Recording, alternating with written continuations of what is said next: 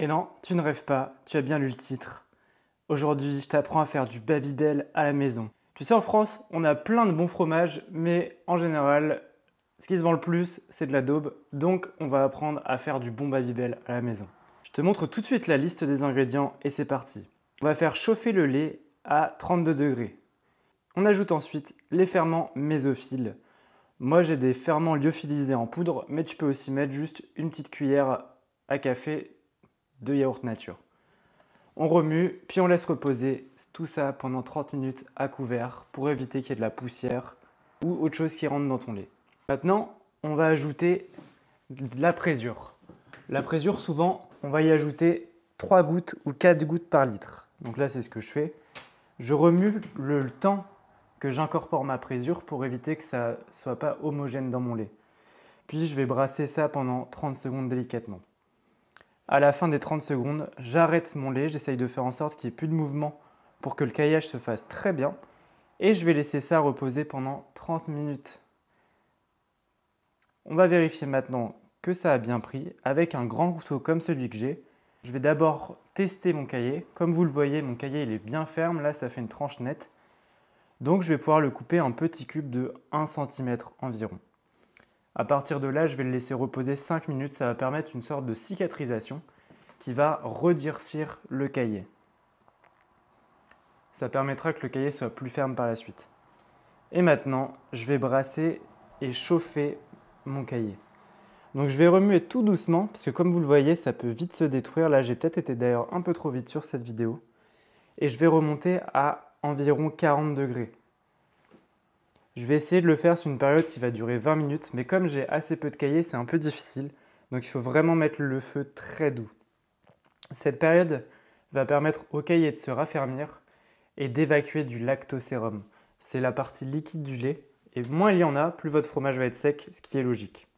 Maintenant que mon temps de brassage est fini, j'ai préparé des moules. Vous voyez, j'ai utilisé des grands moules pour le chèvre. Comme ça me fait une forme à peu près comme le Babybel dans le fond. Je mets mon étamine, c'est cette toile en tissu. Ça, c'est vraiment typique du matériel de fromagerie. Moi d'ailleurs, je vous rappelle que je fais du fromage à la maison. Donc là, je fais les Babybel, mais en général, je fais des trucs un peu plus poussés, comme du camembert, des tômes. Et je vous apprends à le faire d'ailleurs au travers d'un kit que je vends pour faire soit du fromage bleu, du camembert, des tômes ou ces 3 types de fromage en même temps. Je te laisse aller voir ça dans la description.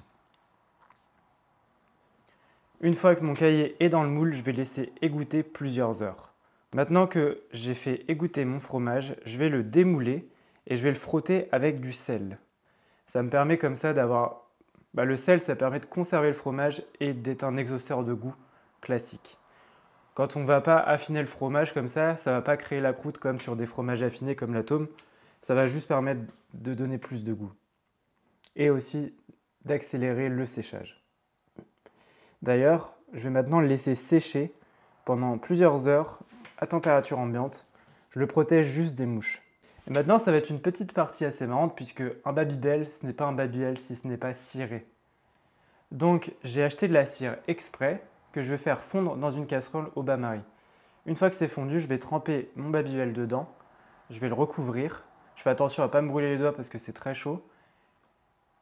Ensuite, je laisse sécher une première fois, puis je vais faire une deuxième couche de cire pour renforcer le tout. Vous voyez, j'utilise des grands bâtons, là, des grandes brochettes, ça me permet de ne pas mettre les mains dedans. Maintenant que mon Babybel est englobé comme ça dans de la cire, j'ai plus qu'à le mettre au frigo quelques heures pour pouvoir le déguster.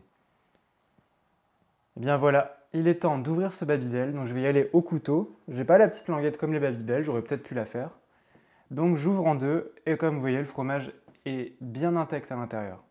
Donc je retire la couche de cire et je vais pouvoir déguster. Bon, franchement, ça a vraiment la texture du Babybel, ça ressemble à peu près à ce qu'on trouve, sauf que du coup là il y a un goût qui est très différent. Là on a un goût avec un goût fermier, avec un vrai goût de lait. C'est pas mes fromages préférés, les fromages qui sont pas affinés comme la mozzarella aussi par exemple, mais ça reste très bon. Ça peut vraiment bien passer, je pense qu'on peut même le faire snacker un peu ou fondre. Et ça a vraiment quelque chose de particulier qui est sympa à faire découvrir. Si vous voulez tester cette recette, allez-y, c'est rapide à faire, ça coûte pas cher. Je vous dis à bientôt pour une prochaine recette.